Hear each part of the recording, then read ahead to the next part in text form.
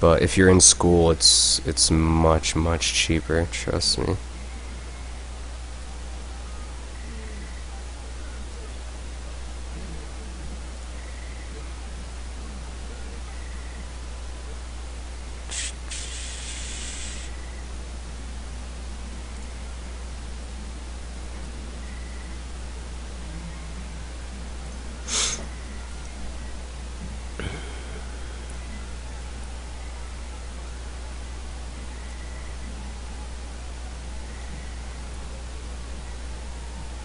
Actually, you're right. Maya is 3,500.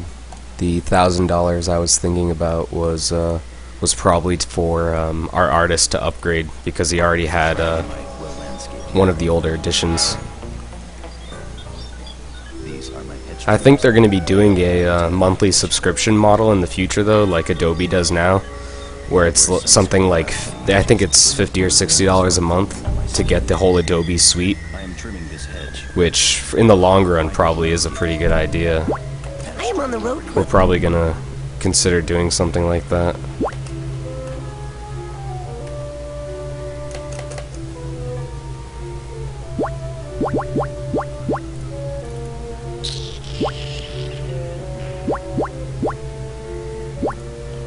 I don't really want to hold any of this.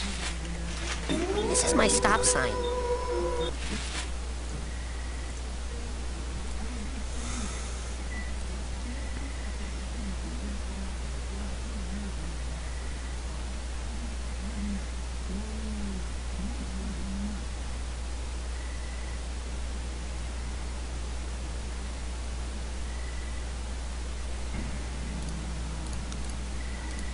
But yeah, it is really expensive, sadly.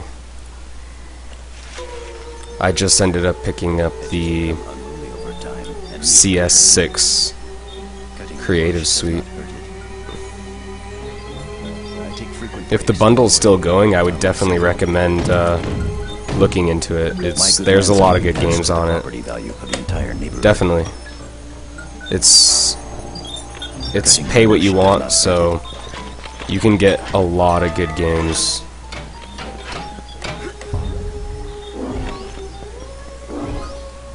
Hello, sir. I am a rainbow squirt.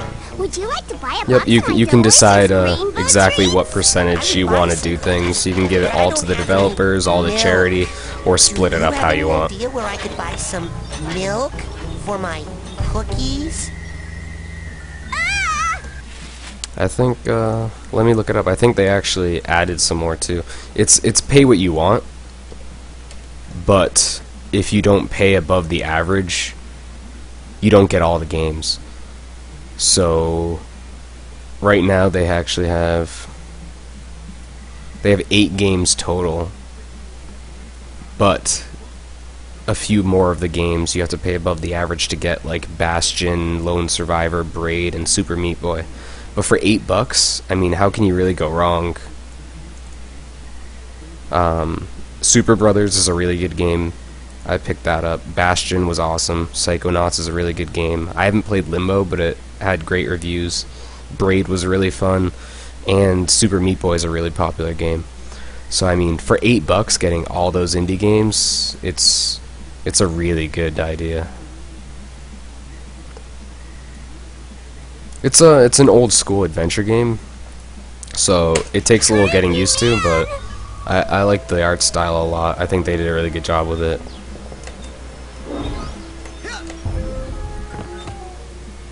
Yeah, that's the toughest thing with those bundles, because I am on the road crew. This is my the longer it's around, the more that's going to increase. So if it's something you're interested in doing, I'd suggest paying for it right away.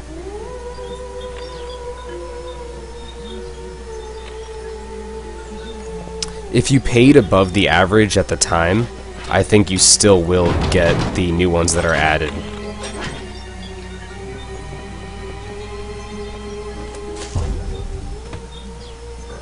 Yeah, it's if you just pay the average. I think they have a little pop-up box.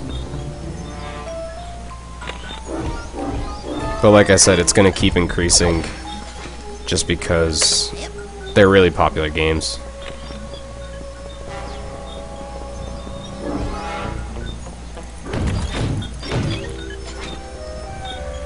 like to trim hedges. Ah, nice. Now I can go back to the hedge guy.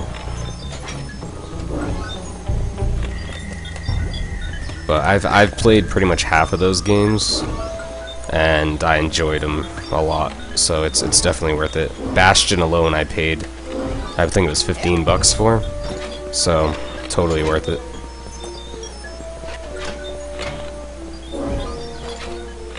Alright, that guy's a nice plunger. Sewers are full of rats. The most pleasant sewers can be found in Paris, France.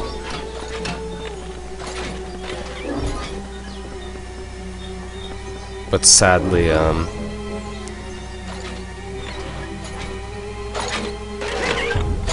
I mean, a lot of those games, especially like Super Meat Boy and stuff like that, you really don't need a very good computer for them to run. You know what I mean?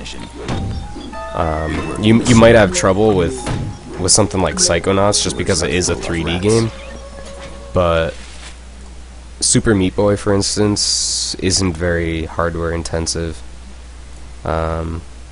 Sword and Sorcery definitely isn't. Braid, it really isn't. A lot of these are pixel-based games. Amnesia probably is too, but either way, even if you can only run half of them, paying $8 or $9 is a crazy deal. And I love it just because it really builds awareness for indies.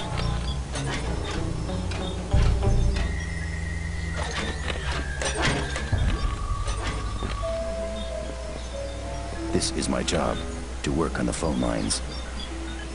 But Lunaris, if you do 3D animation, or if you went to school for that, I would definitely recommend contacting the guys that made Maya. They actually do a lot of really good deals. I know that when people are unemployed, they actually give them discounts and stuff on the software and all stuff like that. They do a really good job. They're really cool about stuff like that. They know that the software is expensive, so not everyone can afford it. Can you hear me? Yep, if you pay the average, you'll get Steam codes to go along with it. So you're here to help me trim these hedges. That's the way I did it personally. For all my PC games, I prefer just to have them on Steam, just because it's a one-stop shop, so to speak.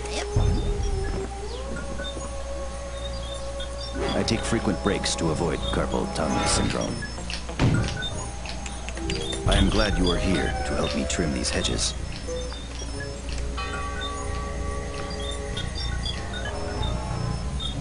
Yeah, when you buy it, they'll actually give you...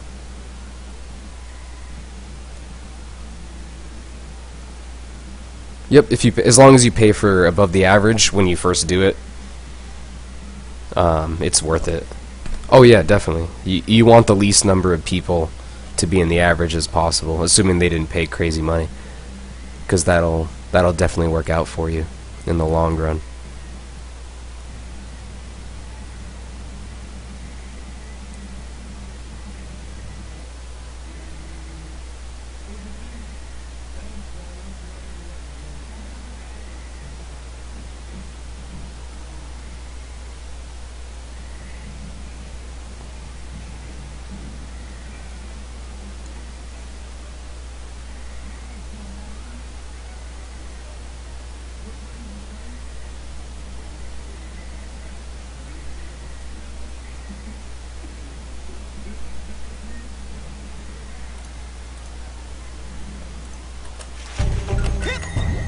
I am glad you are here to help me trim these hedges.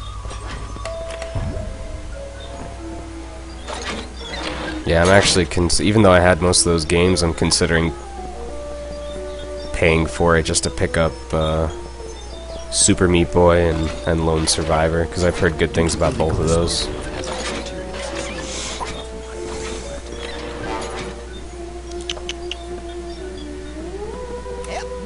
Yeah, I mean, they kind of milked the bundles a little bit, but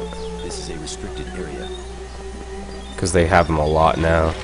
But it's still definitely worth it. They're good games. Feces.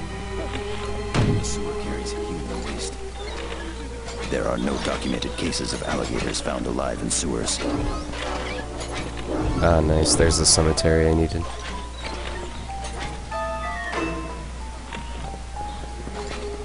Yep, Steam allows you to do that. If there's anything that you already have, you can give the code to someone else.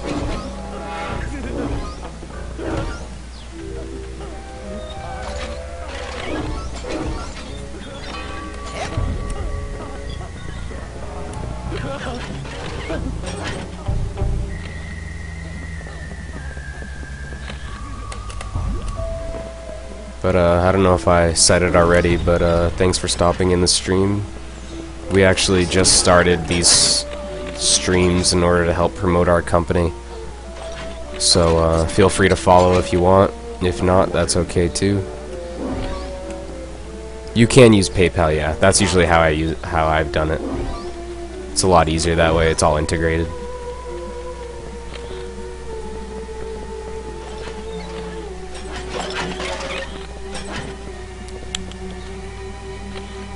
We actually make mobile games. We make them for iOS as well as Android. We actually have some links at the bottom. You can check out our website. It's ratdoggames.com, and we have some links to the things we've worked on and the games we're currently working on.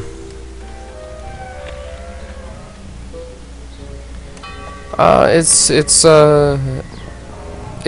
tough. I'm not gonna say it's certainly not easy to get noticed. We do pretty much anything we can.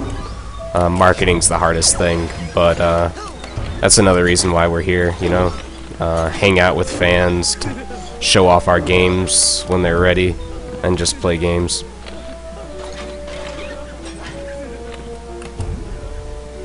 No, there's no need. If I get stuck, I'll ask you.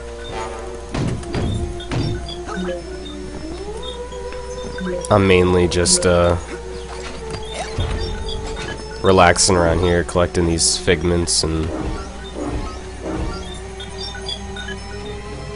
trust me, it's been a long day, so I'm just happy to be doing something other than work.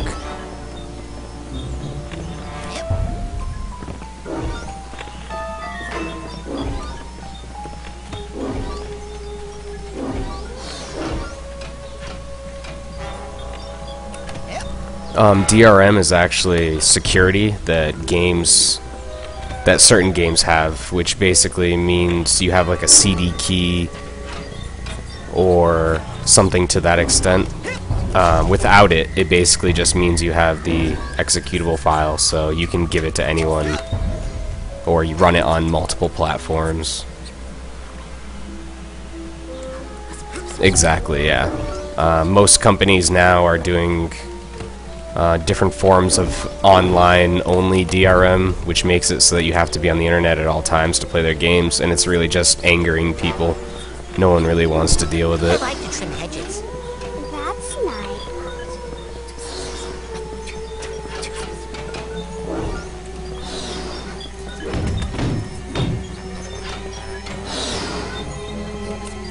nice. Sweet, found a watering can.